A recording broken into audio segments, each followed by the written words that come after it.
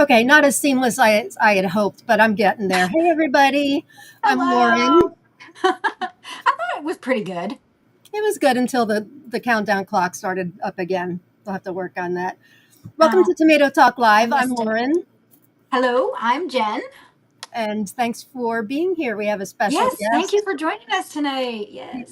He may as well just be a co-host of the show, Craig LeHoullier, because Yes. Why don't we just make him one? yeah, it's his third time on the show. We're very honored that he's here. Thanks to those of you watching us live. And if you're watching the recording, we welcome you as well. We get so many live viewers that I forget that we get quite a few watching the recordings also. Yes. We have a great show for you tonight. If it's your first time watching, you're tuning in for an amazing show. We have author of Epic Tomatoes, Craig LeHoullier, and Growing Vegetables in Straw Bales, as well as an upcoming book on dwarf tomatoes. And he is also the co-creator of the Dwarf Tomato Project. And he's just the king of tomatoes, right, Jen? Yes, king of tomatoes. So much fun to talk to. I love when he's on the show. Me too. You and I have said before, we just sit here like this. We don't need to ask anything. And I don't need to speak. No. Who wants to I'm hear just in the us? background listening. Nobody wants to hear us. I mean, hopefully that's not exactly true, but yeah, he's just the most genuine guy. And if you've watched his previous two appearances, you will know that he's passionate about tomatoes, as passionate as Jen and I are. And he really loves to offer his wisdom and help. We're giving away 2 copies, actually not we, John Kramer, our resident generous guy who donates every month. He's giving away 2 copies of Craig's book, Epic Tomatoes, 1 hardcover and 1 soft cover. Craig has offered signed nameplates to go in the book. So all you have to do to win anytime in the comments that is type in #tomato. And yes, we do have a giveaway tool that works tonight. I promise. Oh, I don't think I even told you. I actually packed up a few giveaways myself. Oh, okay. Good. And they're all but I'll let tomatoes you from go the for Dwarf Tomato Project. Oh, tomatoes. great. Yeah. Well, so there's 3 of those. We are an interactive broadcast, so we love to have as many comments on the screen as possible. We try to get to as many as we can. Rowena was here early. Hi, Rowena. Oh, looks like we're already 12 minutes behind in comments. A lot of people were here early. Make sure you type in fact, maybe to make things easier on us, if you have a question for Craig, maybe write a Q with a colon after it so we can make sure we spot those and get your questions up for him. But we do try to scan when we can and get everybody's comments up. Samantha's here. Hey, Samantha. Do we have any other announcements, Jen? I don't think so. I don't think so either. We do have a Facebook group. If you're not already a member, please join us, Tomato Lovers Collective and Swap. We hit 5,000 members like 2 weeks ago, and now we're at 5,300 already. So it's more than just a Facebook group. We're a real community and collective of not really just a seed swap group. That's, I would say, even one of the smallest things that we do, although we do those. We're a collective of learning, sharing. It's drama-free 100%. And if you love tomatoes like we do, you're going to want to join us. Even if you don't belong to Facebook, you want to join just to join our community. So without further ado, let's bring on the man of the hour. Yes, please. Craig LeHoullier. Oh, wait, I think I have. Is he still muted? He's still muted. Yay. I thought it was raining again. Oh, no.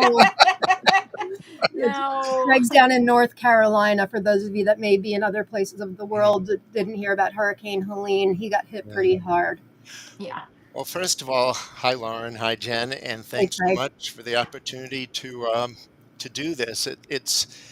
It's been quite a 2 weeks. Let me just say that. Any opportunity to kind of get our minds out of that and into gardening is just a fantastic thing.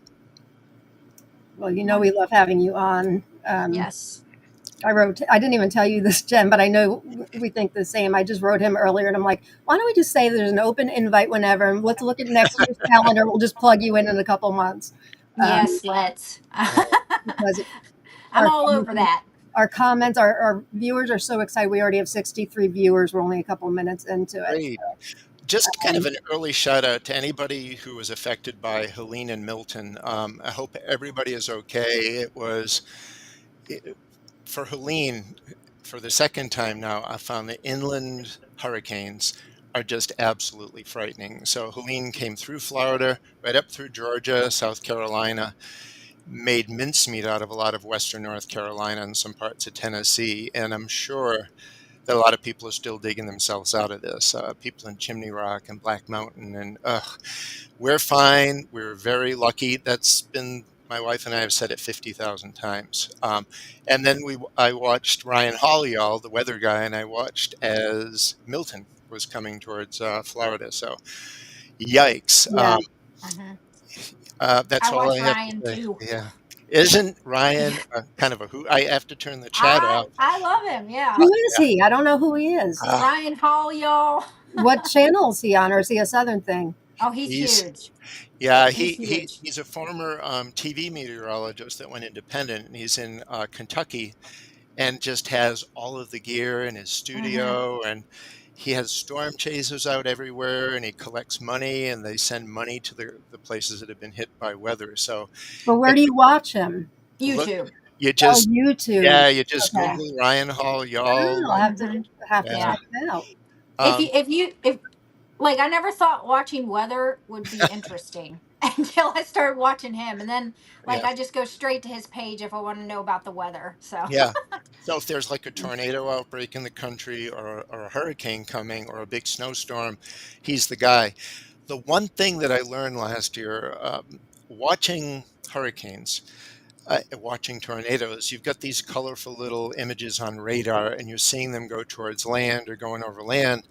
You have to kind of separate yourself from the entertainment of it, because you have to realize under that weather, there are people getting really hurt or killed or properties being lost. So I kind of watch it with two parts of my mind. The fact that he's telling us about the weather, but man, people are really getting blasted with the stuff that he's showing. And it makes it really strange to feel about. I've watched him for 2 or 3 hours, and then it's like, I don't even know what to think about that. Now I want to hear about what the human toll and the damages and things, and how people are going to come back from that. Not to be heavy. It's been a heavy 2 weeks, and we will lift this up and talk tomatoes. But Well, that's what we like to do for people that all over the world that may be affected by weather or even troubles in life. Even if you weren't affected by the storms. Yeah, we're a reprieve. I know of a friend or two out there who's really struggling, and shout out to you, my friend. But hopefully we can give you 90 minutes of unabashed tomato love. And yeah, Craig. well, tomato growing it is a bubble of safety, harmony, because you tend to get groups of people around common hobbies that can put differences aside and focus on the love they have for that hobby. So, I've been saying for years, gardeners may be the ones that have to fix and change and save the world. And it goes. So hopefully anybody who's affected by the storms that are tomato growers, relax, put all that stuff out of your mind for a little while, ask anything that comes to mind. I've got to shake off my atrophy, because this is a part of the season where I'm not all that actively gardening. Instead, I'm burning brush, and I'm deciding which perennials have to be dug up and put into the garage so that we don't lose them. So it's always a fun time of the year for gardening. But I think for a lot of people, this is getting to the end of the line for tomatoes, don't you think? Oh yeah, mine are done. Yeah, I still have them. I was telling Craig and Jen on the show. I'm trying to move you, Jen, because I've got the questions are cutting you off a little. Oh yeah. I guess that'll work. I had a dream that had like images of people moving all over the place, so this is like freaking me out. We have not had our first frost. I shared this on my show yesterday, but it's coming. It was like 39 this morning, but I still have a ton of green peppers out that I'm trying to leave on there as long as possible, but they're not going to do anything at this point anyway. What we are loving are the shishitos. We planted 2 plants, and we pick like 30 or 40 a night, and we just throw them on They the are grill. great. Wow. They blister, and they're little Yeah. pepper machines, those shishitos. Um, I have a question for you, Craig, regarding led me to a question I wanted to think of, but let's get to Kristen first. To Craig, I live near WNC, Western North Carolina, Mhm. and it's been amazing how all our communities are coming together despite the long road ahead to help in any and every way possible. There are so many inspiring stories, and one of the challenging things has been the fact that when the internet goes down and power goes out, you get no news. And so Mhm. you're in the storm and you're surrounded by the storm, and you know that bad things have happened, but it takes so long to find those out. So I've been spending some time watching videos of some of the places that are hardest hit. You can't believe what you're seeing. But then we're also hearing the stories of all of the efforts that are being made. In Hendersonville, every fire station we go by, every school we go by, there are people giving away food, giving away water, every church we go by. And that's how communities come together. So, yes, thank you for that comment. And I'm very inspired by what I've been seeing. It is amazing the human spirit when tragedies like this happen. I remember it from 9/11, of course, Yep. me being closest to New York City. Of course, everybody across the world was affected by 9/11, but you really do see people rise to the occasion. Wish we could be like that all the time. I think if the whole world turned off TV and controlled how much social networking they imbibed, I think we would be in much better shape. But it sends all of that type of stuff sends people into such little camps. When I turned 15 TV off 15 years ago, and I only use Instagram, and just that has kept me sane, especially getting rid of the TV part. I find out what I need to know, and it works really well for me. I'm not telling everybody to turn their TVs off, but if I wouldn't have, I probably would have gone crazy by now. Yeah, it's good self care. This is our Kina, Craig. I think you guys have met on here before. She's our co-admin of Tomato Lovers Collective and Swap, and she's Mhm. the one that wanted Ben Gantz. So, Yeah. Craig, tell her what you were Hi, just telling Tina. Jen and I. Yeah, so Ben Gantz is a variety that I did actually get from someone on Tomatoville, the person who bred it back in 2009, and I grew it. It was an okay tomato. I saved seeds from it, but then when I started looking through just the immensity of the collection, I started getting rid of varieties, and I had a cutoff of seed that's about 12 years old because anything older than that, maybe up to 14, but I don't store my seeds in refrigerator or freezer. So poor Ben was tossed I'll um, take your trash, Craig. That's what I was a thinking. long time Take your ago. trash. A long But time ago. I've given some ideas to Lauren about where you might find it. Seed Savers Exchange. It may have circulated around there, but it's a perfect example of how fragile open pollinated tomato varieties are, and things that are even so that was developed 14 years ago, 15 years ago. It may already be impossible to find. So yeah, seed saving is a very, very important thing, and making sure that it's circulated to more than one person.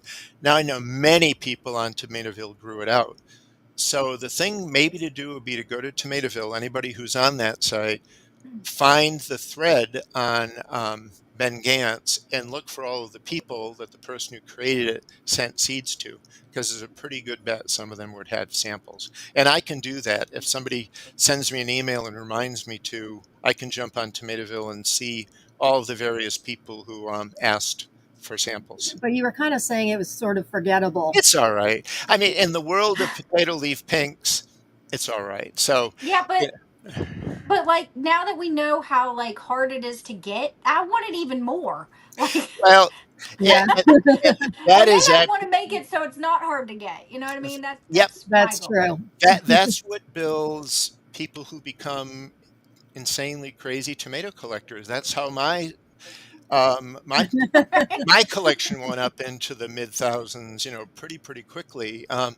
So yeah, I think the key is to make sure. So what I should have done is make sure that Mike at Victory or the Seed Savers Exchange warehouse or somebody had a sample. I'm sure it's around somewhere. Um, Yeah. and it Just gotta probably could be find it. it probably could be created again, because the thread at Tomatoville says exactly what he crossed to make it. So you could do the cross, grow out the F2 and select for that medium-sized potato leaf pink. So you could do, Ben Gantz, kind of a Dracula story. It lives, it's alive, I create it. You could do the Brought it back Frankenstein from the Ben Gantz thing. dead. Yeah. So the question I thought of for you a couple minutes ago is, some people like me have not had their first frost yet, but it's imminent. And so I know I've had questions over the years from people asking, can you pick green tomatoes and bring them inside and will they ripen? And I usually say yes. Do you agree with that? As long as they're close to full-sized. Let's say a tomato is supposed to be 8 to 12 ounces, and you really need the seeds, but the best you have is a 2 to 3 ounce tomato on the plant. Whether that has mature seeds on it, it's probably a little low chance. But if it's supposed to be an 8 to 12 and you've got a 6 ounce green tomato on there, you could bring it in the house, put it in a paper bag with an apple or a banana. The fruit will give off ethylene, and the tomato will color, and the seeds in it will be somewhat viable, so you could carry it on. Viable. The Okay. tomato will not be particularly delicious or No. So so the ones that I show, these are my hope and prayers. When we get to that, I'll show you what I created, what I'm watching for, and what I'm hoping for. But as long as now, frost means 32 degrees. So if your forecasts are 33, get the remake, get the floating row cover, erect a cage, and just protect it to create a microclimate, just to elevate the temperature a degree or two, because the sun will get under that enclosure during the day and build up a warmer microclimate. And then at night, as long as you have that covering in place, it will be much slower to release that heat to the atmosphere. So that's how you can get away with it. I'm thinking when I look at AccuWeather, the 45-day forecast, it looks like the first time I really have to worry is November 14th, where they're forecasting 29. Now, the accuracy of that, but that means I have about a 1 month to my growing season left, and I have my plants in the useless cone-shaped metal tomato cages, but I can drape floating row cover over those and create a little mini greenhouse to try to. You can even I've used a blanket before. I Yep. just took a blanket and threw it Yep. over my tomato plant. What you don't want to use is plastic and have the plastic touch the leaves, because the plastic actually will draw the cold and harm the leaves. So you want to have space between the plant and what you cover it with. But yeah, blankets, the black planting pots that shrubs come in. If your plant is small enough, invert it, put it over the plant, cover up the little hole on top with a brick or something like that. It will get nice and warm when the sun shines on it, and then at night it will still have some of that warmth in there. So I've used all kinds of different things to, idea. Buckets. Yeah. Buckets, yeah. Missy here said is 32 degrees Fahrenheit the first frost. Yes. 32 by definition means freeze, and if your tomatoes are out and the temperature hits 32, you'll typically be very disappointed what you find the next day, because they may look okay while it's still cold, but then when the sun comes out, they just start turning brown and shriveling up and melting and stuff like that. Now, don't forget microclimates. So the forecast may say 38, but then you have to realize where your plants are in your yard may be like a bowl of cool air. And so it's good to have thermometers at the location where your garden is, not only just out on your deck or out in yours, because each of our yards have just an array of different temperatures in them, and rarely does our temperature match what the weather is reporting in the news. That is very true. That is very, very true. So we have a question from Malachite Jennifer Fox here. Craig, if you could only grow one, would you go Polish, Earl, or Nepal? Ordinarily, just gets right to it. That's what I love about it. No, I love it. Ordinarily, I would have said Polish, but I'm a little pissed off at Polish this year because it went and got pith necrosis. So maybe I'm pissed off. It's a tomato disease joke there. Earl was my best tomato in my garden this year. It was one of the best at the Veterans Healing Farm garden. I think the flavor is equivalent of brandy wine and Polish. Nice. Right now, Earl is kind of the king of my pink potato leaf tomatoes. Brandy wine still is probably the best flavored tomato I ever eat. It can be really finicky. Some years it yields, some years it doesn't. Some years it gets disease, some years it doesn't. But Earl, man, that Yeah. thing, I must have picked 40 tomatoes off my indeterminate plant. Most of them are around a pound. The one I pruned to 4 leads, and it was just a great variety. It got disease last. Yeah. I've got that That's on on my my grow list for next year 2025 based grow on what you list. wrote. So Good friend of mine, David, James, yeah. So read what you wrote, and he sent them to me. yeah, David Victory Seeds. Make sure you have it in stock because they introduced it Yeah. last year. Yep. I had a Um, friend gift me some seeds for it. It's on my grow list for next year. Me too. I'm Back to excited for business. it. I know you know Teresa at Terra Nova Credit. Yeah. Raised $30,000. She's doing these auctions on Facebook. Oh, fantastic. Breeders are donating Yep. tomato seeds, and she's Yep. donating some of her tomato seeds, including her new ones and dahlias. So she's really doing tremendous work to raise money for the Helene effort, which Oh, is that's wonderful. very wonderful. Yeah. Yeah, Teresa and I have chatted a lot about the Millard Murdoch varieties because she really Yeah. loves them, and we've got a few of the what's that company, Clever Hoff in Germany. Oh, They've got yes. really pretty tomatoes, but they're not always the best flavored tomatoes. Although there is one that I really love of theirs. So Yeah. What I oh, was just talking about Clever Hoff recently. Why? I Oh, I know, because yeah, I know why. um, yeah, I've only grown one of theirs. I have seeds for them, but I grew March and Zauber, which is Fairy Tale Magic, a year or two ago. yeah, I've grown a bunch. My two favorites are it's green and it's about 4 or 5 ounces and has stripes, and it's really a good tomato. I can't remember the name but Fairy Tale Fruit. Um, is it Fairy Tale Fruit? Yeah, amazing. It's a bicolor that can range from 6 to 16 or more ounces. It can be a Oh, little heart shaped. It's the best flavored regular leaf bicolor tomato I've eaten. So I like it much better than Wow. pineapple or any of those. Still like Lucky Cross better for the flavor of a bicolor, but Fairy Tale Fruit is a really, really nice variety. Yeah, Lucky Cross is on my list also because of you. I think on our first show you Hmm. recommended that one. Kelly Natchbull says, I just ate my last Sean's Yellow Dwarf with my dinner Ah, tonight. I call that one of the dwarf tomatoes deserving more recognition. And one of the problems of having so many out there is some of them just get lost because they don't have stripes or they don't tend to grow a pound or more. But Sean's Yellow Dwarf is one of those I call like a workhorse tomato. Always yields well, always tastes good. It's really pretty, and it just needs to be talked about more. But I could say that about maybe 50 of the dwarfs. We release too many. It's like we can't focus on every one of them. So Anthony Smith says he has Earl coming in the mail from somebody in the group. good, Tomato Lovers good. Collect One Swap. That's great. And Keena says she's still hoping to get her hands on Ben Gantz. We yeah, will work on that. same. Enlist I me still in your want it. little project. Yep, we'll see what we can do. I I don't know. want it even more now. I think I don't want it anymore. But I'll help you guys get it because that's part of the fun too. Tree, the user Tree wants to know, I know Yeah. you guys also like peppers. What are each of your favorite sweet peppers? Go ahead. You two guys go first.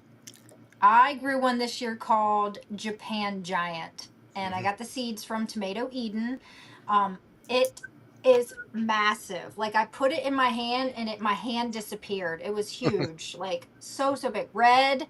Mhm. I just picked, I think, 3 or 4 of them. Like the plant is like flopped over because, of course, Yeah, it yeah. is smashing down other plants. But it's just like loaded. Like Mm, once I started to get some rain, Craig, I mm, actually my plant started to do something for me, and it's so sweet. It's so yeah. delicious.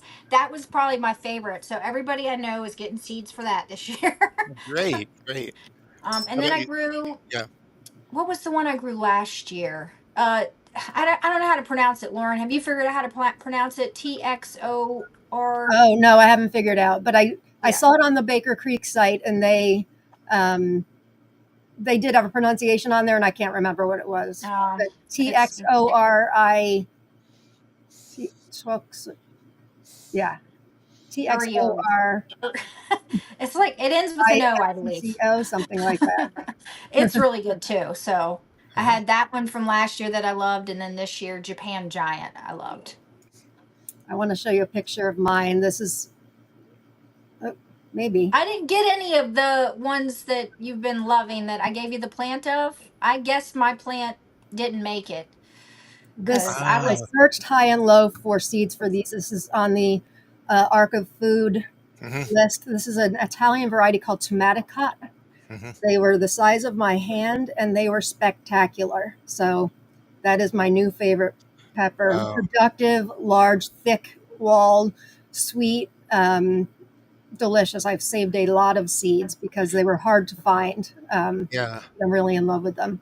They look like one year I grew a lot of Hungarian paprika type peppers, and a lot of them looked a lot like that. They do look like that. Very thick Yeah. wall, very sweet. Yeah. How about you, Craig? Well, my very first favorite sweet was Orange Bell, and it was one that I got in a Seed Savers swap back in 1990. A fellow named Alex Heckler got it, and I'm not sure if he where he got it from, but I actually sent it to Southern Exposure Seed Exchange, and they've been selling it. I liked it because it was, even when it was green, it was somewhat tasty. Because I find a lot of peppers that are not yet turned the color that they're going to turn taste like if I were to go out and munch on my lawn or something. I don't like the flavor very much of a green pepper. But once it went orange, it was candy sweet. It was very thick walled. The other one that captivated me is a hybrid that Stokes sold as Blue Jay, and Johnny sold it as Islander. And it was the first pepper that turned from cream to lavender to red. And I just love the color and the productivity. So I saved seeds from that and have been working through years to get. I've got 4 different name varieties out of that. And if I'm going to grow sweet peppers, it's one of those 4 that I typically grow. There's another I like. Stokes used to sell a green to brown super sweet hybrid, and I saved seeds from that and ended up getting a green to true brown bell pepper that had really good sweetness. So as always with eggplants and peppers, they're like mini breeding projects where I'll grow seeds from a hybrid I like, grow a bunch, and then start selecting different things that I like and work on them. Um, but peppers have been a problem here in Hendersonville. I tend to get a lot of grapefruit set, and then a lot of them get rot on the bottom before they turn the color I want. But then later in the year, in the fall, they seem to lose that. So I don't know if it's a temperature thing that's going on. Um, but I hate losing my peppers to rot. I've kind of turned my back on them a little bit until I figure that out. Somebody asked how to spell tomaticot. That's tomaticot. Jen's thing is like TXOR. Just type that into Baker Creek and it will come up. As far as we go. Have, Um, have either of you ever had problems with that where the peppers turn into like almost bags of water before they ripen? You have these yes. beautiful. What do you think? What's I don't going on? know. If you don't know, I don't know.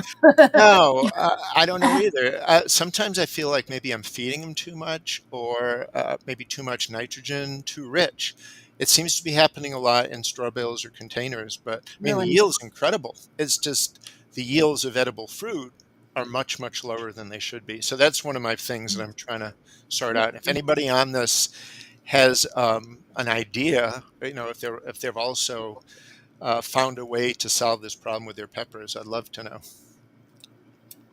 Malin says, I know nothing beats sun gold, but Dwarf Eagle Smiley tastes a little bit of sun gold. Let me hear Dr. Craig's opinion of Eagle Smiley. Yeah, my friend Justin Sieglaff from Wisconsin did most of the work on that. So the genealogy of Eagle Smiley is when we crossed Mexico Midget with Summertime Green, and then that created the Teensy family. And Irma's Highland, which should be released maybe next year, is a chocolate version of Eagle Smiley. Eagle Smiley is a bright yellow. We actually have white, green, purple, pink. Amazing array out of that Mexico Midget times Summertime Green. So I love it. I think it's probably our best flavored dwarf cherry tomato, in my opinion. Wow. Cool. What was I just going to say? Writing this Oh, down. I know. I grew one this year that was released, it looks like exclusively to Tomato Revolution called Great Scott. Oh yeah, you grew Ah, that. I need seeds. And I know my friend Sabine from Vienna Seeds grew it. Hers was a yellow. Mine was a red. And neither one of us had I had a few of them that were hearts, which is what Tomato Revolution That's what said, it's but mine supposed were to like, it was beautiful, absolutely beautiful. But yeah, Sabine's grew out to be yellow. be. That's really wild because there should be no, I'm trying to think. So the Scotty family, oh gosh, I'll have to go back in the genealogy on that, but Lance may not have, it may not be stable, but it should be a regular leaf dwarf with 6 to 8, maybe up to 10 ounce, quite early pink hearts with distinct stripes on them with a Yeah, really they were good, beautiful. One of the yeah, prettiest tomatoes I've grown this year. It's like a almost like a coral yeah, orange color, and then yep. the striping. They were really just stunning.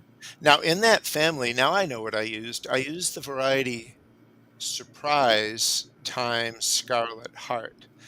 And somehow stripes got in there. I don't know where they Oh, came I from. grew surprise this year. That's a great variety. That was yummy. The yellow leafed one? No, Yeah, no. so not many. I named a tomato Surprise way back, and other tomatoes have been called Surprise. This Surprise, one's surprise with a Z at the end, without n- the E at the end. yeah. So Yeah. Surprise is a potato leaf version of Honor Bright, meaning bright yellow foliage, white tomatoes that ripen red. And so when I made the Scotty family, my idea was I want to do some yellow leaf dwarfs. And every now and then, growing out some of the Scotties, you'll get a seedling that looks really, really different, especially when it gets a little bit mature. So there's still families we haven't completely worked out yet, like some of the funky foliaged ones. But we're always looking for volunteers to play. Giving Lance of Tomato Revolution some feedback and that would be really useful because I know he prides Yeah, I'm himself. not sure where she got her seeds from. My seeds definitely came from him. And I Yeah, did get some hearts. Mine were pretty much what he showed in the picture, but yeah, more beefsteaks than hearts. Her, yeah, I keep, she and I are going to swap seeds because I would really like the yellow one, but yeah. I'll have to check with her. She must have gotten it from them, right? It was exclusive to them, I believe. At least they said it was. Yeah, yellow would be definitely a crosscut in there because there's no yellow in the family at all, Oh, unless it was interesting. yellow when it was unripe. Yeah, this is all interesting. Some of these dwarfs have so many recessive traits in it that surprises popping up. There's that surprise again. It's not unusual, but it's always good to know. And Lance really would probably like to know that because what he would do is a grow out and make sure that he culled away anything that's not what it's supposed to be. This sounds like a good time to. You sent us a couple pictures of Yeah, things you've got in the works. Why don't we take a look? let's do that. Okay. I love Sun Gold. I love Captain Lucky. So I thought, okay, let's make a hybrid. And I call this, so when we make dwarf families, there's always like an E sound on the end, like dopey, whatever, sleepy. For indeterminate time indeterminates, I just pick a name. And so this is the Captain family. So any work that emerges from that cross will be under the Captain family name. That way we can track. We're, the Cherokee Purple Lillian cross the horses out of the barn a little bit. I've named that one the Epic family, but I've got to gather all of the work that's been done and pack it in. So anyway, this is a picture of the tomatoes of the hybrid growing in my garden as of today. And Wow.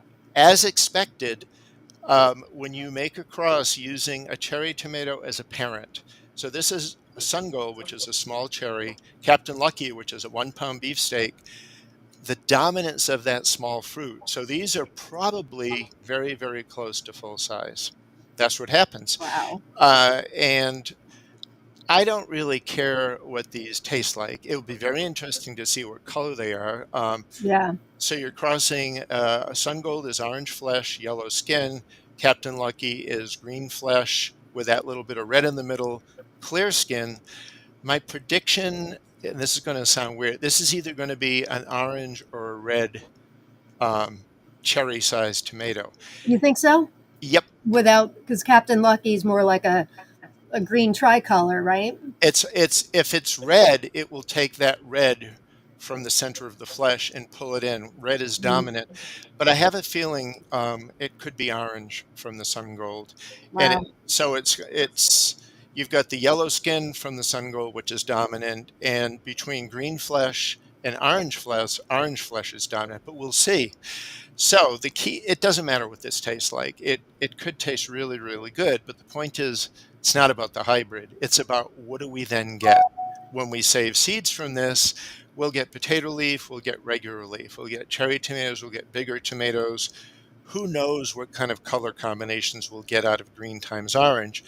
So I've got 8 plus 8, maybe 8 plus 7. So there are 15 tomatoes on the plant.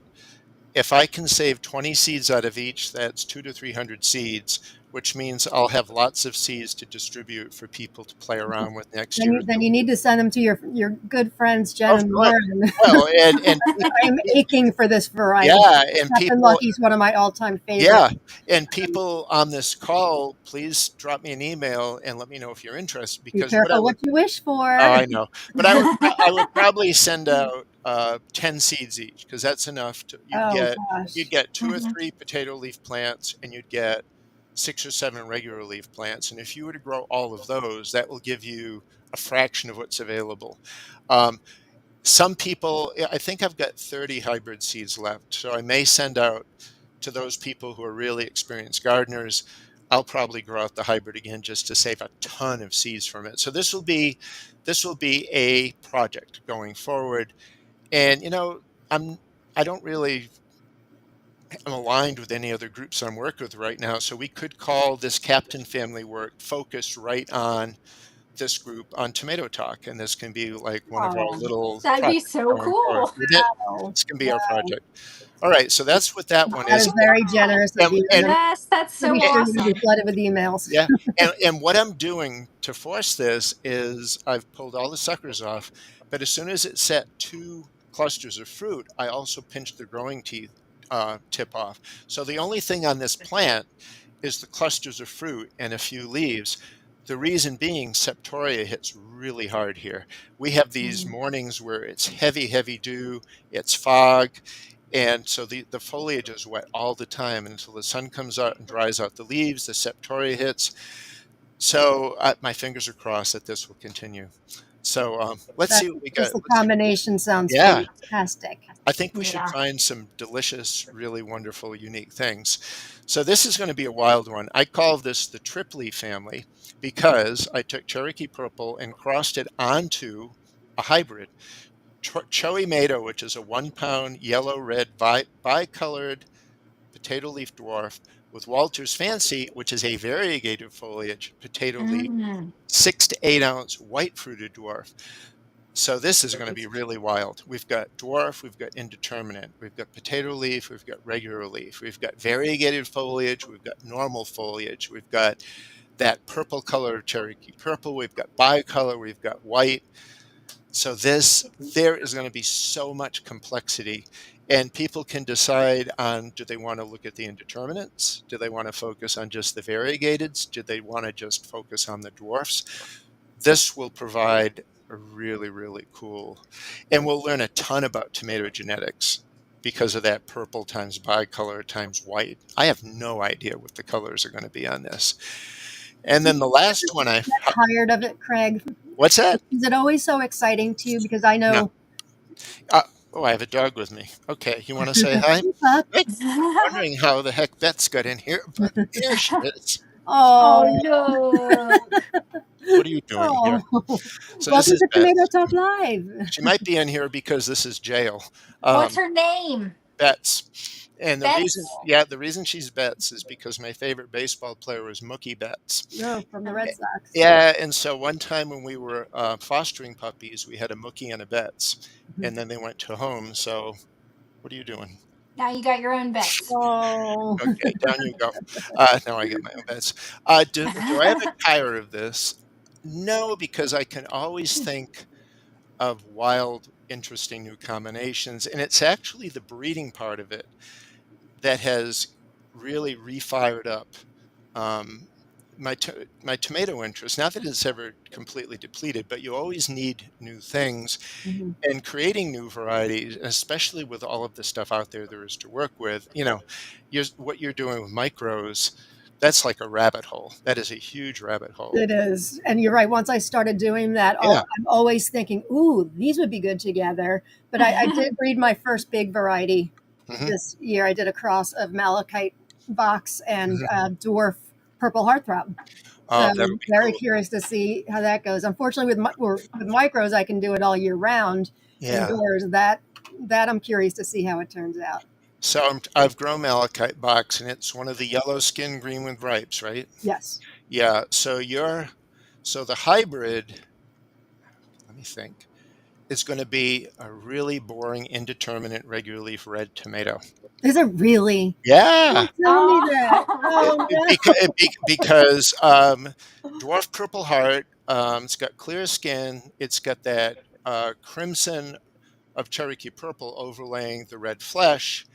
And then you've got malachite box, which has the green skin, which is the yellow skin, which is dominant, and the green flesh is recessive. So you're just going to get a really delicious, I was slightly gonna heart say, shaped. I don't care boring, but delicious is It important. should be delicious, but Yeah. sometimes the best dwarfs have come out of the most ordinary hybrids. You just don't know. Yeah. But it will be slightly heart shaped because heart shape That's cool. is a slightly dominant trait. So if you cross a No, I don't think heart, I knew that. yeah, so you'll have a really nice red heart, but then the F2, you're going to be all over It's the gonna be a place. nightmare, I know. Well, no, it will be a dream. You're going to find some really great things in that one. I'm So, sure. yeah, yeah, yeah. Um, So let's show this last one yeah, that I've got because this is this is an interesting one too. We've got yeah. So this is the Pepe family. I don't know why. Oh, I do. What? No. Why did I call it Pepe?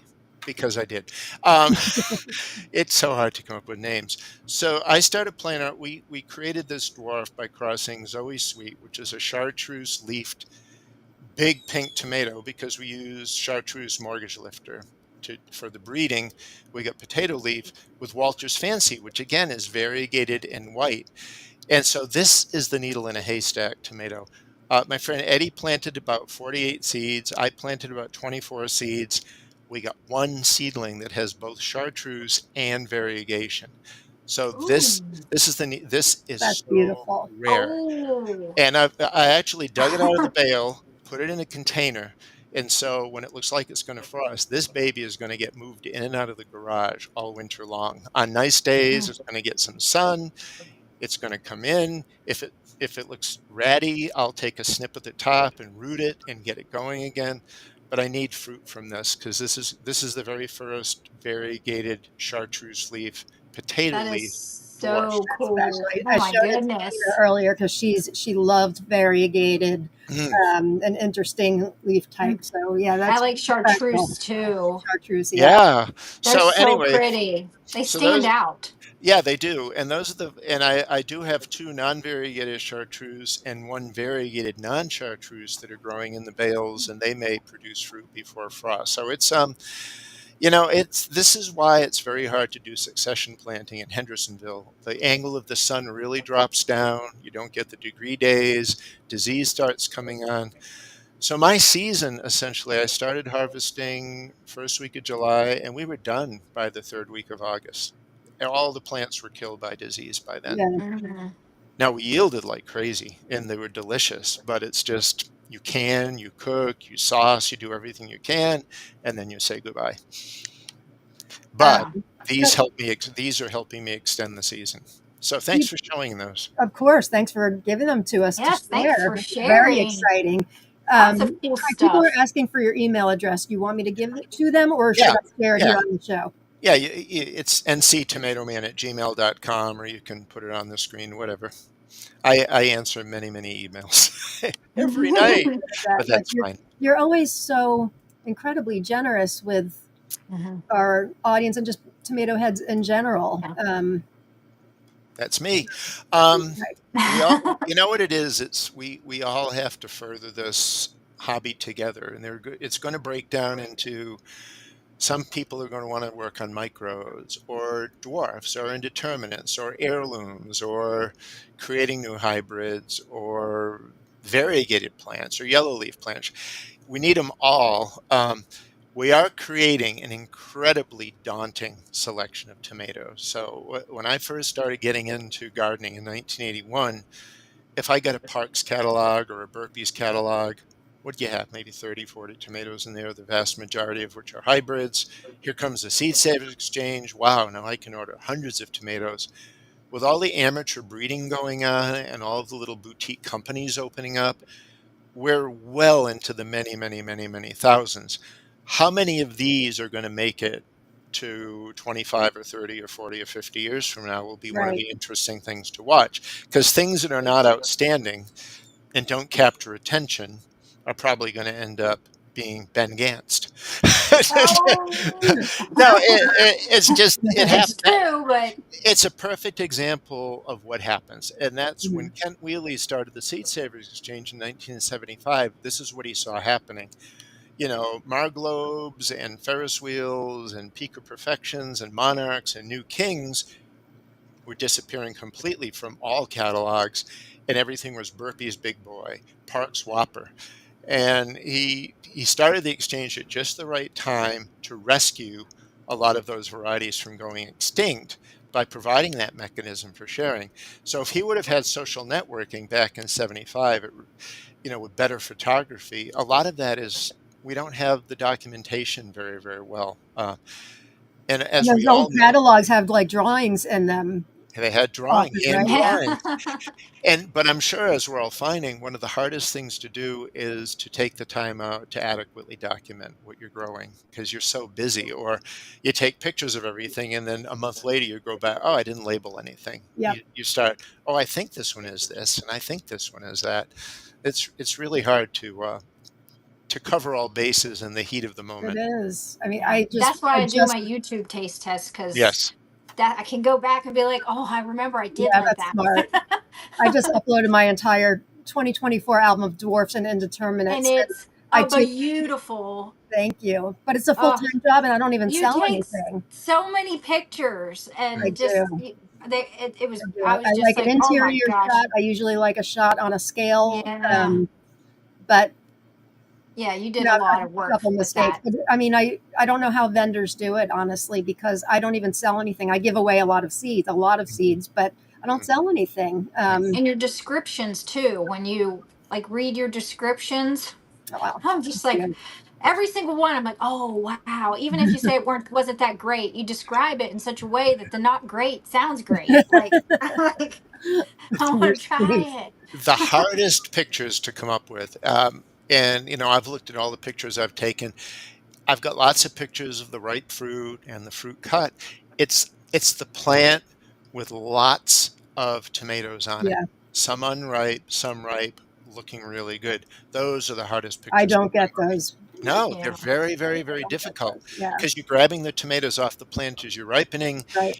and you don't usually leave all those beautiful tomatoes on to ripen because they'll No, crack, right? no, I pick it first blush or just Yep. about first blush. So Mm-hmm. Yeah. yeah, Mm-hmm. I've gotten a Or lot of critter good gets a bite out of clusters. it. This is sort of in line with what we were talking about a few minutes ago, and it's something that has been popping up in the tomato world a lot from Missy. Is what, if anything, can be done about the hundreds of tomatoes that are nearly identical that will have different names too? Basically, people are just renaming a tomato, and there's a lot of talk about Russians renaming common things, and there's not really no way to tell. So, what are your thoughts on that? Good question, Missy. Mm-hmm. Yes, very good. So Missy and I, we email back and forth, and she watches my Instagram. So she's one of my new tomato friends. I'm really Mhm. glad she and I met. I can't wait to start sending her some seeds, or everybody some seeds. I'll probably get to that this winter. So this, to me, has been a problem right from the start. And when I first joined the Seed Savers Exchange, and I'm looking at the subscriptions of varieties, and I realized there are 80 different, well, I'm sure there's many more. There's 80 tomatoes that are red with yellow stripes and have regular leaf foliage and taste the same, and they all have different names. And if you were to DNA test them, you'd probably find you're looking at two or three distinct tomatoes. All of the other are just synonyms that people have slapped on, you know. So you figure somebody gets a tomato called Joe's favorite, and they grow it for 10 years. Oh, I like that tomato. What is it? Oh, I forgot what it is. Let's call it Dan's Big Boy. Okay, now it's Dan's Big Boy. This goes through Mm-hmm. families generation after generation. You got one tomato. that probably was ponderosa, but in the 1890s, but that was forgotten because a family grew it and they gave it their own name and their own name. Right. I don't know what we do about it because the United States seems to be one of the most lackadaisical countries about naming varieties. So with the Dwarf Project and with amateur gardeners, you don't have to register names. Good practice is you should Google a name before you're going to apply it to make sure Hmm. it's not a tomato, but that's not done. So you end up with multiple marvelouses and multiple champions and multiple beauties. Um, it's a problem without a solution. And I remember even when I first joined the Seed Savers in the mid 80s, I talked to Kent about what are we going to do about the synonyms in here? I mean, you've got red brandywine in here 10 different times. Hmm. It's in the red section. It's in the pink section. It's called brandywine red. It's called red brandywine. It's got a misspelling. Same tomatoes in there 10 different times with 10 different people offering it. And it is only exacerbated and multiplied throughout the years. I don't know. I know. DNA testing is not cheap, but it hopefully someday it won't be. But what do you do if it is? Who has the right then to go and take pink potato leaf tomatoes of 200 different names and collapse them down into 5? And what is the name? Who decides what is the name you call them? So Right. it's a Pandora's box. Hmm.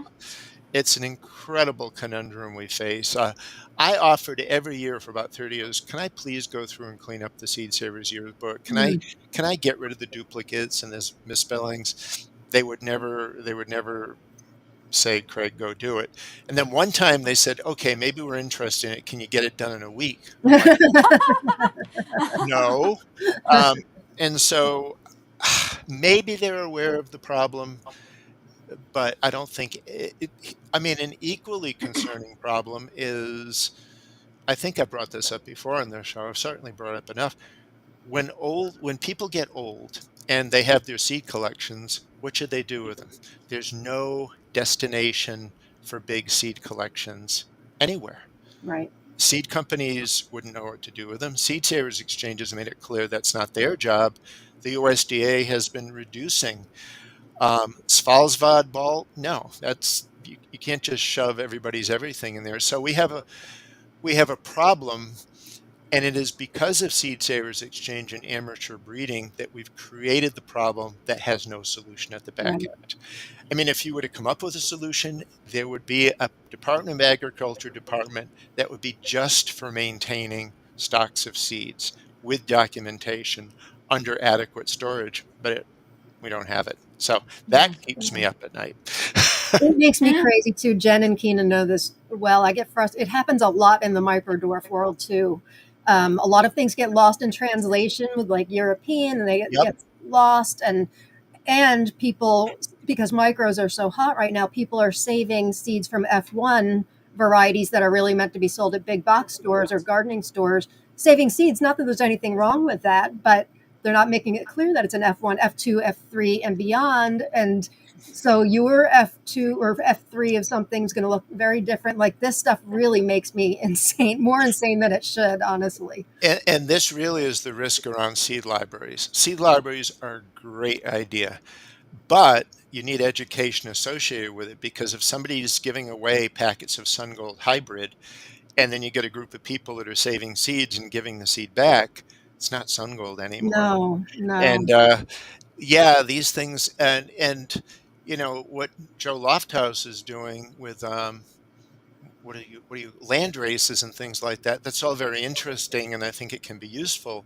But what do you call those things anymore?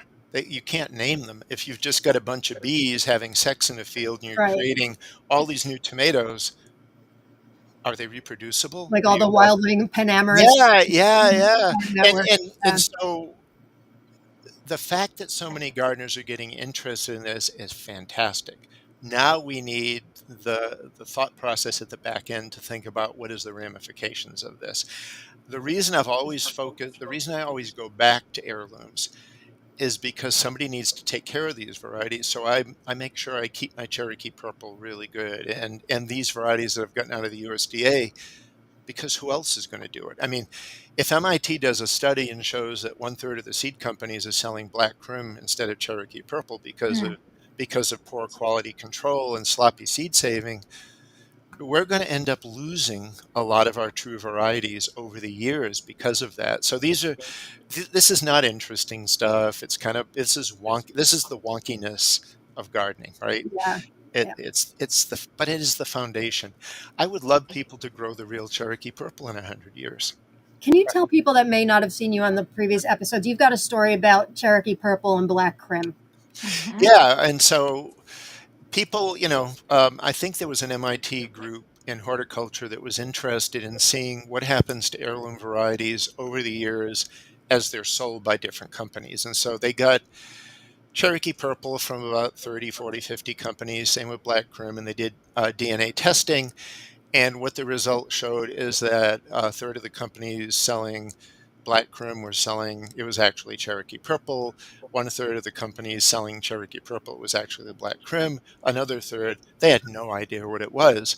And so it was the beginning of evidence of the loss of our varieties. And my easy way from telling the two, I can almost just a picture if I see a big purplish tomato that has radial cracks at the shoulders, it's probably Cherokee Purple. And if I see a medium-sized purplish tomato that has concentric cracks, then it's more than likely Black Krim. And I can even tell the difference in the cut fruit because they have a different way that their seeds are oriented. Now, to 99% of gardeners, they're not going to care. They want a tomato that tastes good. Maybe 70%. I think there's a lot more geeky, wonky, seed-saving type heirloom gardeners I'm a geeky. than I realize.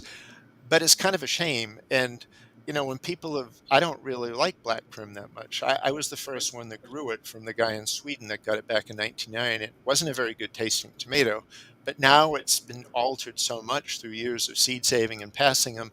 It's starting to taste pretty It's good. funny, I have some, last year I grew it, it was phenomenal. But I agree with you. We had a taste test. Rob and I have Cherokee Purple and Black Krim the year before. They looked exactly the same, but we definitely thought Cherokee Purple tasted better. It was, and we thought Russian Krim was good, but not great. But that following year, it was great. So Yep, who knows? And we used to do these tomato tastings in Raleigh, the Tomato Palooza tastings, and the very first one, somebody showed up with Black from Tula, somebody showed up with Cherokee Purple, and a little grouping stood on either side of the table saying, "This is my favorite tomato. That's my favorite tomato."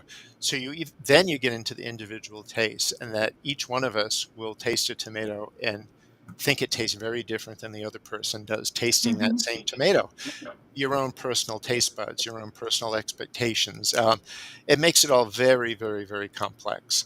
That's why blind tastings are so valuable. You take away all of your visual bias when you're tasting a tomato, yeah. when you're eating blindfolded, and then you have to really think about what you're tasting. We have a question here for you from O. Lou. Craig, of all your breeding projects, have you bred with climate change in mind, drought resistance, extreme temps, etc.? It's really tough to breed for that sort of thing. So what you do is my view is you focus, and John Kramer is a really interesting question we should get to. It just flashed by the screen. It's a really important one. So I think it's better to breed for a visual and palate excellence. So a tomato that really is interesting to look at and really tastes good. And then the different climate aspects are when it gets out there, and that's experiential. So if somebody's in an area where it's a large dwarf, like a 8 to 16 ounce dwarf, and they're trying to grow it successfully in a place where you have weeks and weeks and weeks of 95 to 100, that's going to select that variety out of their garden because it's just not going to set fruit well. They're going to be driven more towards medium-sized dwarfs, the smaller fruited varieties.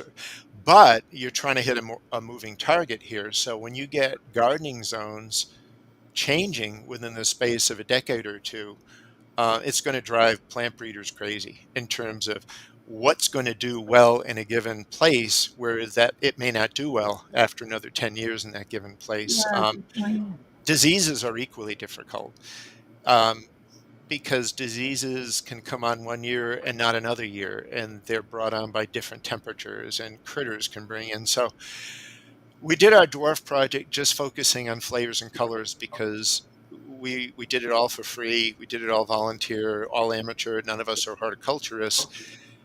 Doing it in taking any other parameter, like looking at temperature of fruit set or diseases, would have been beyond the scope of our project. That you need to grow thousands of plants and under widely different conditions. So Cindy C is in the Philippines, Yeah. member of our group. She wants to know if you have some dwarf tomato varieties that are heat resistant or grow good in a tropical climate. Stick with the medium-sized ones. We have a ton of them. So anything that, if you look at the descriptions on the Victory page, almost all of our dwarfs seem to sit between 6 and 8 ounces, and all of those have a really good chance of growing well. The ones that are more in the 8 to 16 are the ones you want to avoid for your climate, because they're just going to be a little bit more temperamental. Now, even given that, Gloria's Treat, which is one of my favorite dwarfs, and those can get as big as 20 ounces. The person who Oh, wow, those are big. the person who developed that does her work in Florida, and it seems to be very unusually resistant to heat and humidity. So I would say if you want a superbly tasting, it's a bicolored heart potato leaf dwarf that is just spectacular. I put it in the top 5 dwarfs in terms of yield, flavor, and all of that. Everybody watches this show with pen and paper in Yeah. hand. I'm writing it down right now. Well, anything you miss, just, it's all up here. Just send the email and I'll, and this is just me sharing my experiences. So I don't like to say there's any gardening experts. There's just gardeners who have been gardening for a long time and have made a lot of mistakes and learned from them. But anything that I ever say, take it as, Craig mentioned this, but I'm going to even do a little more research and maybe find something a little bit more suited. So, You're very humble, but I'm pretty sure people watch a little bit more of your opinion than that. If you're just joining us, by the way, Craig is the author of Epic Tomatoes. We're giving John Kramer, we'll get to his question in a minute. I've got it all started up. He's giving away a hard copy and a soft copy. Craig's going to provide a nameplate with an autograph and some seeds for us. He's also the author of Growing Vegetables and Straw Bales. And we have a question. Well, let's get to Lisa's question first, and then I've got one from Deborah Henderson. We'll get to your question in a minute. Sure. Thank you, John. I know you're watching. Thank you so much for your generosity. Yes, thank you, John. Craig with the seeds. Lisa wants to know, how many varieties did you grow this year? I know the answer to that question. And which one was your best and disease resistant? So in my own garden, I've got my list. See, this is what I do when I'm sitting there my wife's watching a movie that I'm not interested in. I take notes that I can do with the show. I grew 10 slicing indeterminates, 3 cherry indeterminates, and 3 dwarfs. But at the Veterans Healing Farm, we had 60 plants of about 15 different varieties. So I was responsible for a lot of plants. As far as the most disease resistant, there are 2 that were superstars in my garden this year, Earl and potato leaf yellow. No, 3 in Captain Lucky. They hung on the longest, they resisted disease the longest, they yielded the best, and they're all in my stars of the garden. I actually have 3 surprising disappointments: Sun Gold, Cherokee Purple, and Polish. And Sun Gold, it battled Septoria all year long. It just was not vigorous for me. Cherokee Purple, for the first time in my life, that's your flagship tomato. Blossom end rot. One day I went out and pulled 28 tomatoes off with blossom end rot. Same seed lot at the farm, 10 plants were perfect. So I actually was unlucky to probably have planted a plant that had a genetic fault in it for blossom end rot. And so I didn't even save seed from it. And it was Polish, because Polish was a gorgeous plant. It sent lots of fruit, and then it got pith necrosis almost overnight, and the plant was just terrible. It's a bacteria that works itself up from the roots. It's a Pseudomonas, and if your plant's looking like it's wilting and you squeeze the stems and they're very, very hollow, that's pith necrosis, and it's really, Mm. really dire. So It pissed you off. it really It pissed pissed me you off off. because I love polis. Well, I mean, Not my joke. Craig said it earlier. Yeah. I'm not gonna kick polis out of my garden because I love it. It's a variety. And for So those those, of you looking for Earl, and I'm sure pretty yeah. much everybody's going to Victory Seeds, correct, Craig? Mhm. Yeah. That's right. Yeah. And now there are a few that are coming. I'm not sure exactly when, but in the Veterans Farm, Mary's Favorite is one that's coming out of the Cherokee Purple Lillian's Yellow Cross. That's outstanding, and Mm. that one's going to be one to watch for. It's a regular leaf. It's sort of like a regular leaf version of Lillian's Yellow, but not quite as oblate, but just spectacular flavor.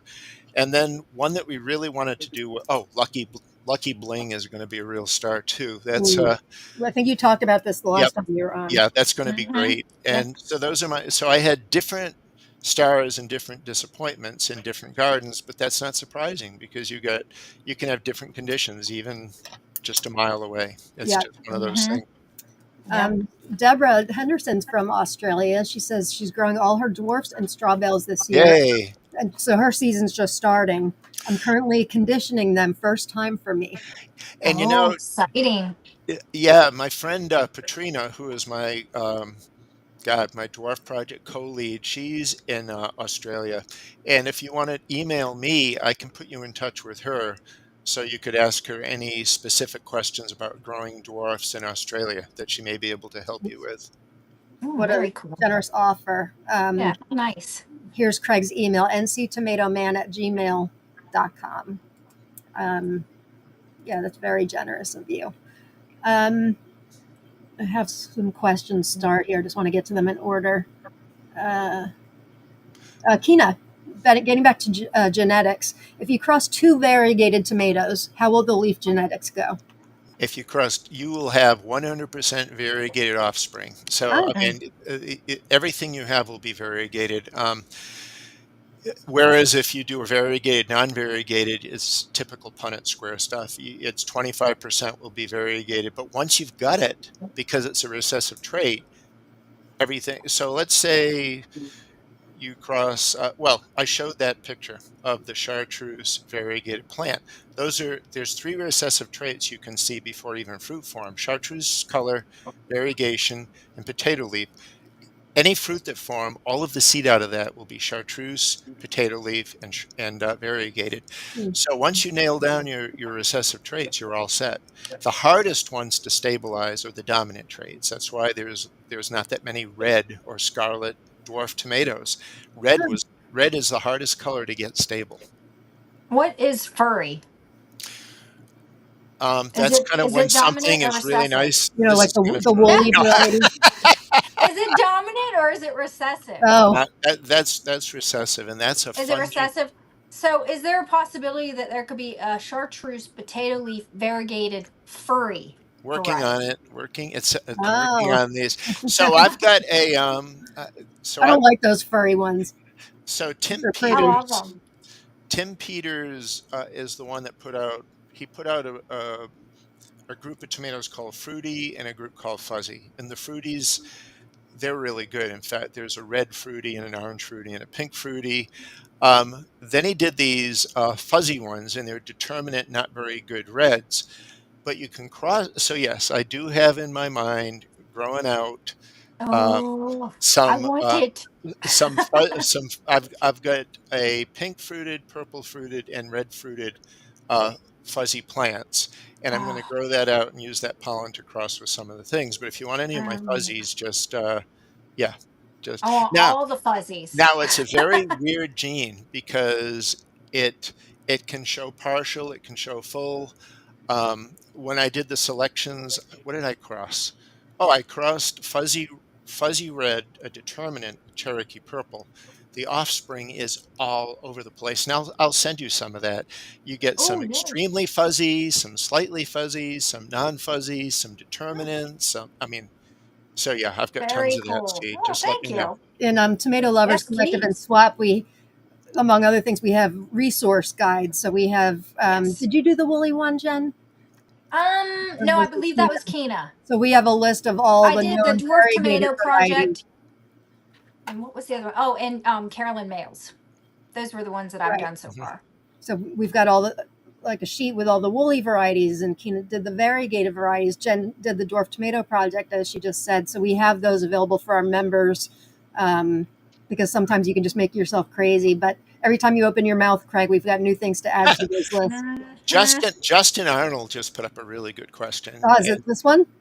Um, I'm well, going back a couple minutes. I'll start his next there is one. not an app that I know of to predict tomato crosses. However, he asked Oh, this when in our tomato project, why did we use the dwarf as the female? And that is so we could identify the success of the cross very, very quickly. So when you think about it, you're mm, taking pollen from the indeterminate, you're applying it to the dwarf plant, a fruit forms, you save the seeds. Dwarf is recessive. So you're saving seed from a dwarf plant. And if you plant it, and if that is indeterminate, you know you're cross-took because the determinate, otherwise you'd end up with a dwarf plant.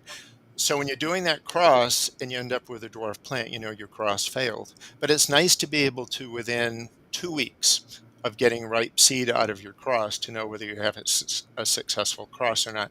Same reason why if you're crossing a regular and a potato leaf, you want to use the potato leaf as the female because the fruit will form in the female, but the seed in that fruit that forms will have a regular leaf plant, which tells you immediately that you have a successful cross. Oh, right. So always use the recessive trait plant as the female. It just helps you know with confidence that you had a successful cross. Good tip. Justin, regarding your other question with the app, I don't know of an app either, but if Now, you look in our resource sheets in the group under the guides, I have a resource sheet on tomato breeding, and there somebody put together like a formula type thing. It's very difficult for me to read, but you'll see a link mhm. to it in there, and that can help show you all the different possibilities, recessive, dominant, and kind of what possibilities can happen. So that may help you out a little yeah. bit. One of the questions that flew by that's really interesting, that's if companies are selling hybrids. Oh, this is the question I just put up. Yeah. Yeah, there it Yeah. is. How do seed companies keep producing the Anthony. same hybrid? They actually they have to scrupulously maintain the stocks of the two parents. And so what you're doing every time they're selling hybrid seeds, they're doing a cross of those two parents. The seeds and the tomatoes that form end up in the packet. That's what you buy as the hybrids. So if they were to allow either one of the parent strains to become crossed up, the hybrid would be they'd lose it. You wouldn't have the hybrid. So um, when you think of sun gold, somebody somewhere is keeping a lot of whatever parents A and B are. We don't know what those parents are because the other thing about hybrids is the companies have the right to keep the parent names secret. Mm, So if sun gold ever goes off the market, we are all in trouble. yeah, seriously. Um, Jamie Hill says, I was very happy when my Cherokee Purple split the right way. Yeah, there you go. You've got it. Um, and when in doubt, so when I first got Cherokee Purple, I sent it to Southern Exposure. So I know they've got the real one. I sent it to Ah, Johnny's. I know they've got the real one. And I sent it to Mike at Victory when he owned it. So I know that. So those are the three sources that I can put my hand in my heart and say they've got the real thing. Um, that doesn't mean there's not dozens of other seed companies that have the real thing. All I can say is I was the original source to those three can you companies. list them again, Craig? Yeah, Deborah Jo- Henderson is asking yeah, too. Johnny's, Mm. Victory, Southern Exposure. Southern Exposure Seed Exchange is the company that first released it back in Oh, 1993. I didn't know that. Jeff was very nervous about it. The guy who owned it, said a tomato that's that ugly will never become popular. But Oh, just as a favor, we'll give it a shot and see Mm. what happens if we sell the some Cherokee seed. Purple showed him. I tell everybody that's growing for the first time when they're looking for new varieties, the Cherokee Purple is a classic for a reason. I don't know anybody that doesn't like Cherokee purple. But I had no Doesn't, idea. I had no idea this would happen when I got it because it was just it was good in Westchester, Pennsylvania. It was kind of a suburb of Philly, but it was not. It didn't show as well as it did when I moved down to Raleigh, and it's because the latitude. It's home. You think the latitude of Sevierville, Tennessee, and Raleigh, North Carolina, very very similar weather. But I just thought it'll be a novelty. You know, people find it a cool color, so that's you could knock me over with a feather. The the fact thing that is, I this don't think back then people, like, if you think back to when your father, grandfather maybe was thing, had a garden, they were mm, always red tomatoes. I don't think yep, most of us, at least in the United States, yeah. knew that there were other options out there. And God forbid a green tomato, which are Like my green, favorites. like I still blow some of my patients' mind. They're Oh like, yeah. "Ooh, They're my you favorites. green They're the most tomatoes," and I'm like, "I'm talking ripe green, yeah, okay? They don't They're get it."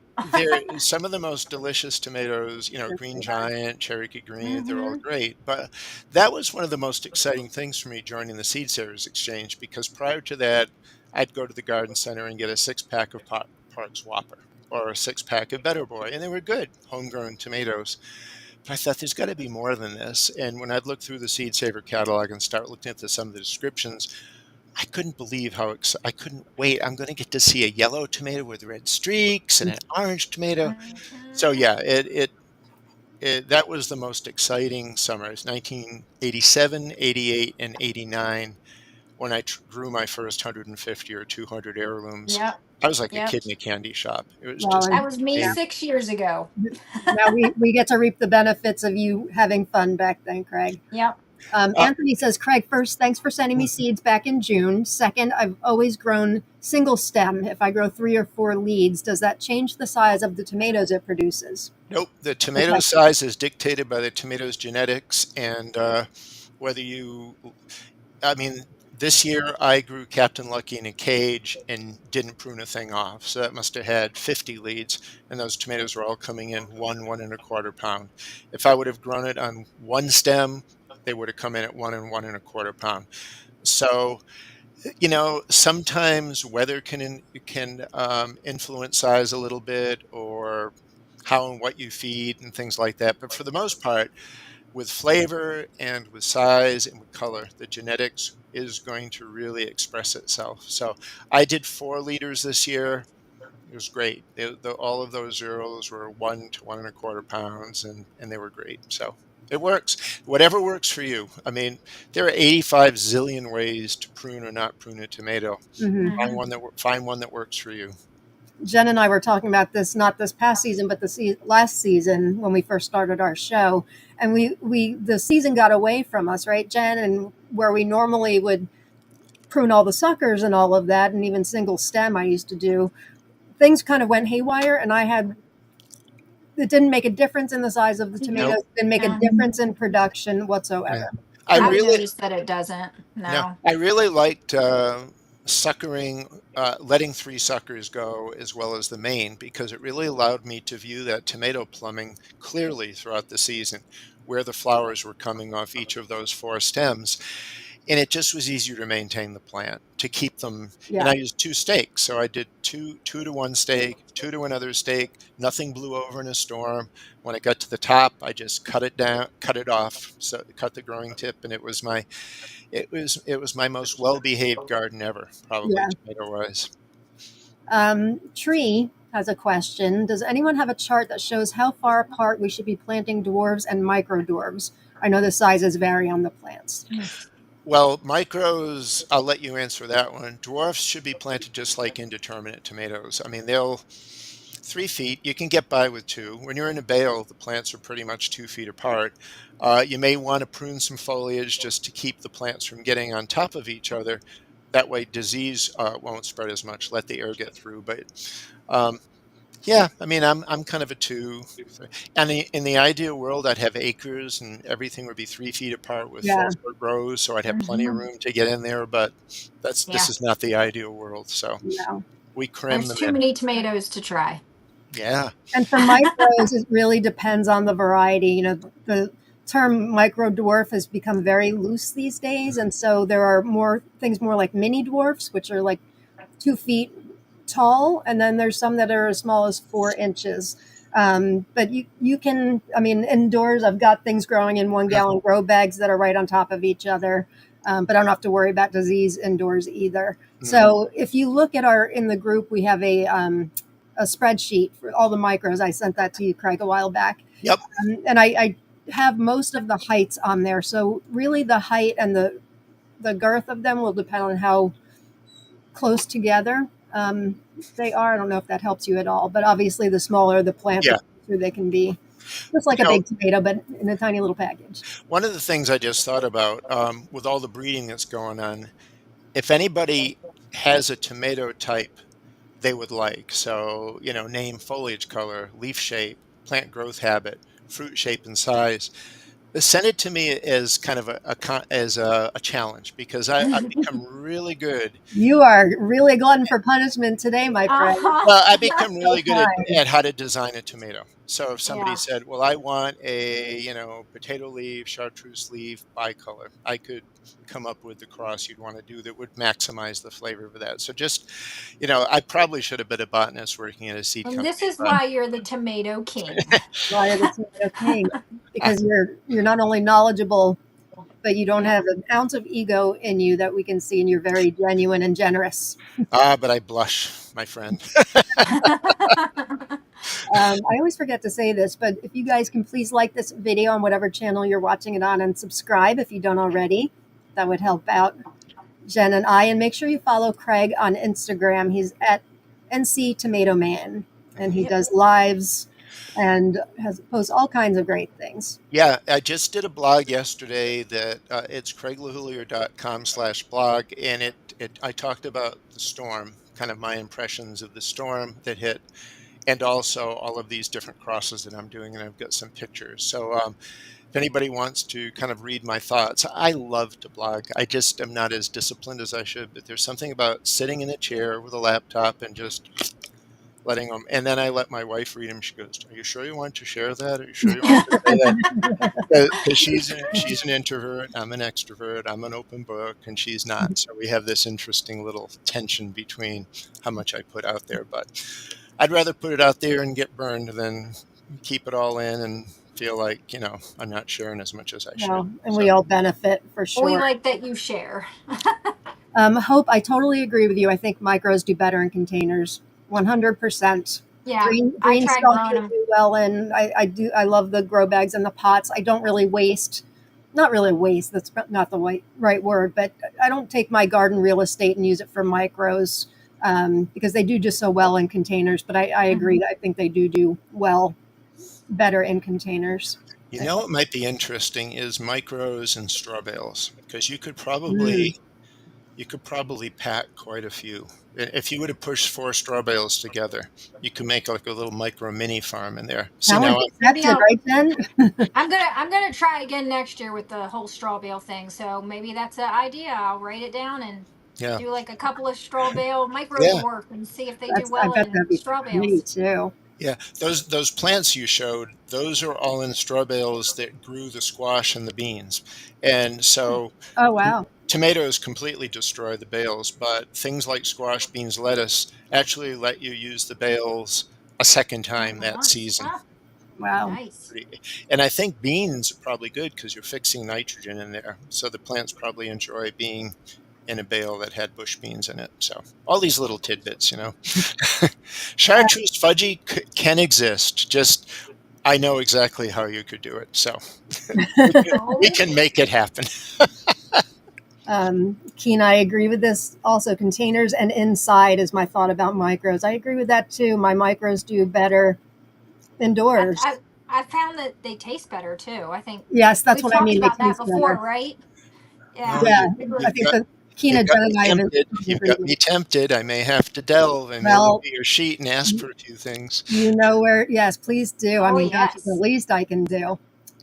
Gang, we only have a couple minutes left. We've got some prizes to give away. Make sure you type in #tomato like Chelsea227. I know, it's crazy, right? It's been an hour and a half. I can't believe it's been an hour and a half. This has been so much fun. Always. Thank I want to get to a couple more questions that I saw. I've seen a tomato stalk for sale used for grafting. Has this been discussed? No, it has not. Sorry I'm late. That's okay. I'd be grubbing. What do you think about grafting? If you know what the rootstock is going to control and block, and you have it in your yard, then it could be useful. But like, let's say you've got a rootstock that's resistant to fusarium, but you don't have fusarium, then it would be an unnecessary cost. Uh, grafting is for blocking things that come in through the roots. So it's not going to do much for septoria or early blight because that attacks above on the top of the plant.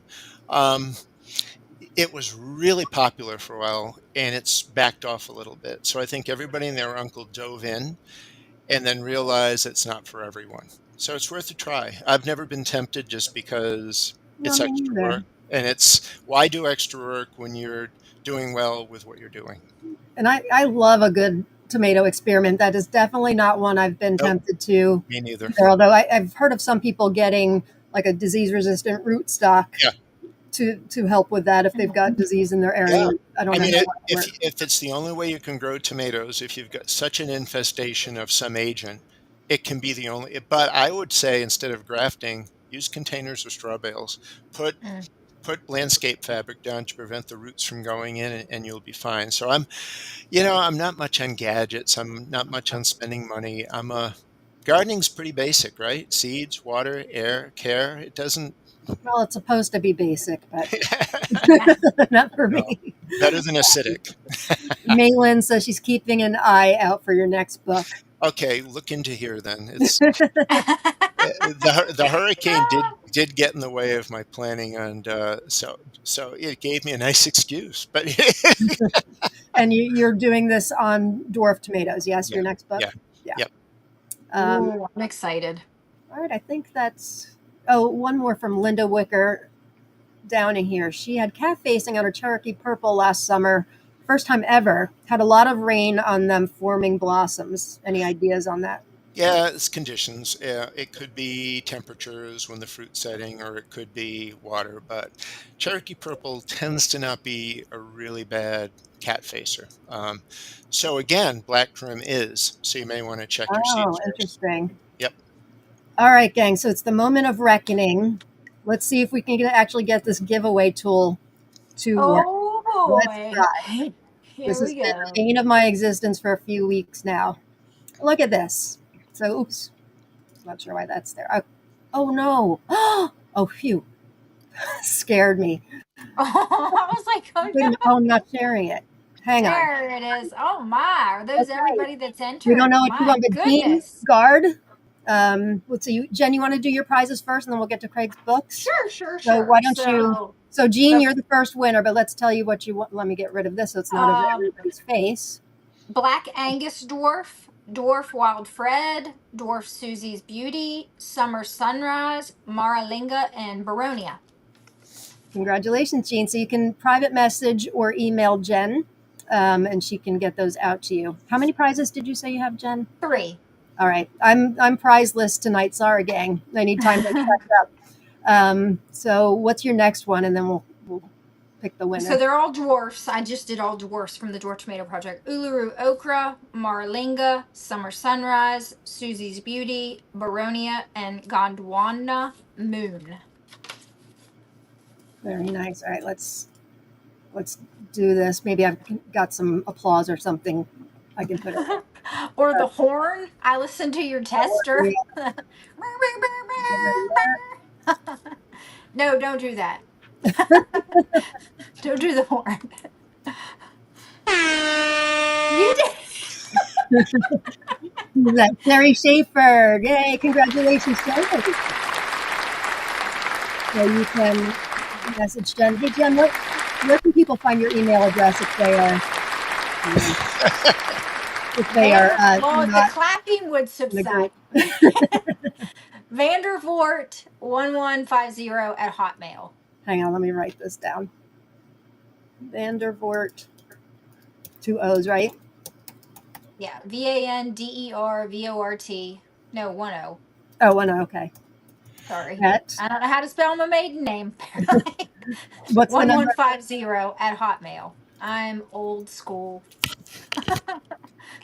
Yeah, the Kina hot shared one with me mail. the other day too. I don't remember if it was a Hotmail or not. Here's Jen's email address for those of you not in the group or on Let me see if Facebook. that's right. Yes, okay. I All think right. do you need to buy a vowel or a consonant? It's German. I'm German too. Part German. Okay. What's Well, your I'm next one? adopted, so I don't really know if I'm German. But Oops. Idaho Gem, Copperhead, Gondwana Lightning, Kangaroo Paw Green, Bendigo Moon, and Uluru Okra again, which was one of my favorites this year. That one, so All three pretty. of those collections have some great. Suze's Beauty may be the most Yes. underrated one of all. I Yeah. love that tomato. Yeah, Had Yeah. you never grown So Uluru Ochre before, Jen? productive. So productive. yeah, What's yeah. that? You never grew Uluru Ochre before this year? No, this was my That's first year. shocking. I Yeah, tried. I tried last year, but it didn't do well. I love that tomato too. It's Yeah. I Oh, like it's that. so beautiful. And I got massive slicers on this yep, Yeah, little they're big. tiny 2-foot plant. I was yep. like, what? That Pretty was one of the amazing. ones I had in that wall of waters when you and I both did those experiments last Mhm. year in the wall of cozy coats. Yeah, Yeah. The It winner of did this is not disappoint. Alex Paulson. Congratulations, Alex. Okay, so you can message Jen as well. And then we've got, how did I get rid of it? Okay. Well, let's subside as hell. So then we've got John Kramer's generous donation of a paperback and a hardcover of Epic Tomatoes that Craig's going to send book plates and add seeds as well. So let's give away the paperback first. And thank you once again, John, for your generosity. I don't know why it's Is not it showing the names on the wheel. I think there's too many spots for it to show. is it weird that I have a paperback, but I'd like to have the hard copy too? No, it is not because so do I. do you know how long it was till I even knew there was a hardcover? It was out like a Yeah, year. you said this Yeah, before. I've got one of each. That's it. Well, I've got one hardcover and 3 cases. Okay, Luann Evans. Congratulations, Luann. Congrats. So you can reach out to John Kramer. You can private message him, or you can private message me and I can get the two of you in touch. So congratulations. And I will get Craig your Yep. information as well. Actually, maybe just message me, Luann. I can get you in. I can be the centrally located person to get Craig your information and John. But congratulations. And then we've got the hardcover. And let's see who that goes to. I think you've Alexed Alexis. I'm looking at What? her. It's Alexis Paulson. Did you say Alex? Tran. Congratulations, Amy. Congrats, Amy. All right, so we finally have a giveaway tool that sort of works, so that's really great. I think it did fabulously. Yeah, congratulations, everybody. And Yes, congratulations. Craig, what to say? We love having This was you. so much fun. I don't want to stop. I know. We'll do it again. We can. Yes. We'll do a planning one where we grab seed catalogs and look at what's coming and all that stuff. Oh, Yes, let's do that. yes. And thank I you got an again. Amazon catalog the other day, and how I wished it was full of seeds. Oh, yeah, the you kid probably don't one with remember all the this, Jen. it had all the You kid won't toys from remember this, Jen. Amazon. Craig will remember this. The Sears Wish book. Yep. I knew you were going to You say know that. that, Jen? I'm I know of it. surprised. I didn't. I mean, it was Black Friday when you get the newspaper and it had all of the ad, the centerpiece with all the toys in it. Oh I yeah. remember that. But the Sears, I don't know I think that was way if I before ever your played time. with that. They were like this thick, and it's every kid's dream to go in the Wish book and look the toys, which were much simpler toys back then. But I went on eBay once and found the very wish book that we had when I was like 6 or 7 years old, and it was so nostalgic to flip through it. It was I bet. oh, it was so cool. Did you get it? You actually got it? Yeah, it was like $5 on eBay. Oh wow, That's so neat. Yeah. I would love to thumb through one of those. I want to get the Seed Savers. They have one, right? It's like in a book form. They have Seed Savers They Exchange. do, and I've never gotten it either. But I'd like to Seed Saver. I've got them all, 1975 through now. Very cool. In fact, they're holding up my computer right now, so I have 8 Seed Ooh. Saver yearbooks holding up Oh my laptop. man, I got to get my hands on one Now of those. those you need to pay for, right? The big ones? I don't know. I I would became a think lifetime member so. like in 1986 or something like They're that. nice. So. Once again, somebody asked for Jen's email address again. So here it is, vandervoort1150@hotmail.com. And for those of you that would like to take Craig up on his generous offers today, I'm pretty sure you're going to be flooded here, Craig. nctomatoman@gmail.com. And make sure, if you don't already, you follow Craig on Instagram, nctomatoman. Yep. Yeah, all of my Instagram lives that I did all summer long are on my, the Reels tab on my Instagram profile. So Oh, good to know. it's funny going back 5 years to the first ones I did during COVID, because my wife was making and sending masks to people, and I was doing my Instagram live with an eggplant mask on my. Oh, hard to believe we're having nostalgia Oh, for COVID, but yeah, those were yeah. crazy times. 4 years ago. I can't believe it's been that long. I I It's know. just crazy. I just got my flu and COVID vaccine the other day, and it felt like I had the flu for 1 hour overnight. It Did it? always happens to me. Yep, Yeah. I get old person's flu now. It has all stuff in it. And thank you to all of you for joining us. This show, while we could do it without a live audience, we wouldn't want to, because it's so much more fun Oh yeah. being here with you and having you take part in the conversation. Hanging out with a bunch of friends. Exactly. And for Very those of you important. watching the recording, we hope you can catch us live sometime. But I know our time doesn't always jive with people overseas too, so glad you can watch the recording. Yes. I hope to hear from people. It's good to see you too. Thanks again for the invitation. This is like always a highlight for me. So Me too. And we've got Same for us. 91 live viewers right now. So My face hurts. I smiled so hard. I know, me too. Thanks, Craig. Thanks, Jen. Yes, thank you, everybody. Craig, so much. bye, everybody. Your gratitude on and go grow tomatoes. Enjoy your day, everyone. See ya.